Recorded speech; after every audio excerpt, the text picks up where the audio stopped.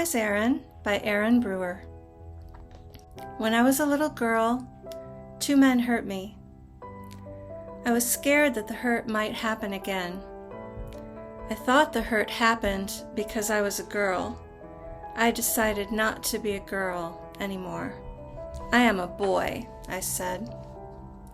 I told my mom I was a boy.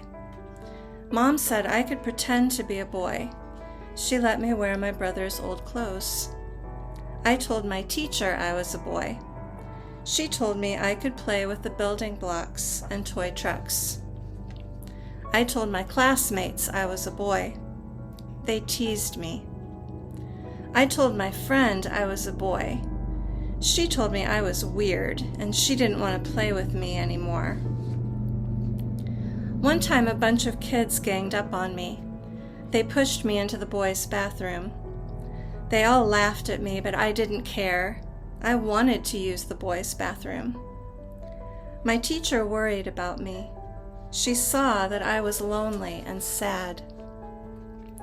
My teacher asked me to talk to another grown-up at my school. She was the school counselor. I told the counselor I was a boy. I told her that boys were stronger. I told her that boys were smarter. I told her that boys had everything better than girls. The counselor told me that she understood how frustrated I felt because I was a girl.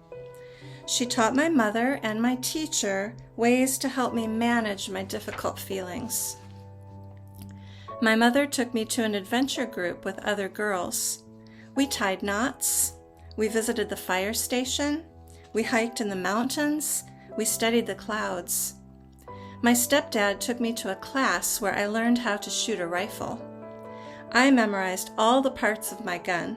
I cleaned my gun. I practiced all the rules for gun safety. I shot at targets right in the middle of a big red circle. My teacher taught me about strong women who did great things. Madame Curie was a scientist who discovered radioactivity. Rosa Parks fought for civil rights for Black Americans. Helen Keller learned to read and write, even though she couldn't hear or speak or see.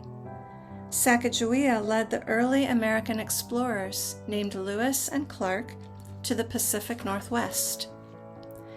I went to a therapist almost every week. I talked about feeling like girls aren't safe. I talked about being ashamed of my body. I talked about not wanting to be hurt again. At school, I went to a group with other kids who were angry and sad and lonely like me. One boy talked about how he had been hurt the same way I was hurt. He said he didn't want to be a boy because he was scared the hurt might happen again. The boy was ashamed of himself because of the hurt. He thought the hurt had happened because he was a boy. I realized that sometimes girls get hurt and sometimes boys get hurt. Being a boy wouldn't stop me from being hurt again. Over time, I learned that no matter how much I wanted to be a boy, I was a girl. I would grow up to be a woman. I wondered what kind of woman I would be. A scientist? A firefighter? An explorer? A mother? A teacher? A hunter? Maybe even a woman who fights for girls' and women's rights.